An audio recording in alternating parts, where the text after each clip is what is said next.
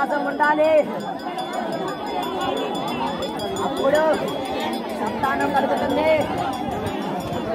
నేను ఒక ముఖ్యమైన మాట చెబుతున్నాను. ఈ గుడికి పొరపాటున తాళం వేస్తే బద్రీనాథ్ తలుపులు ఎలా ఉంటాయో 6 నెలలు తెరవకోకుండా అలానే ఈ ఉగ్ర నరసింహుని ఆలయంలో కూడా 6 నెలలు తెరవద్దు. అఖండ జ్యోతి వెలిగించిపోవాలి. ఒకవేళ పొరపాటున కూడా తాళం వేయొద్దు. తాళం వేస్తే 6 నెలలు ఈ గర్భగుడి గుడి ప్రాంగణంలోకి ఎవ్వరూ రావద్దు. అర్జునకాయ అనుకుంటూ వస్తే బాలచంద్రాయి అనుకుంటూ వస్తే పక్కకుంటే ఆడపిల్లలు ఎవరు రావద్దు.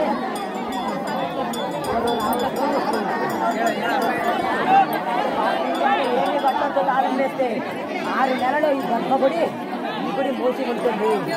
అలా అని ఎవ్వరూ తాళం వేయొద్దు.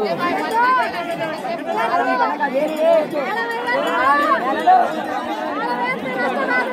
6 నెలలు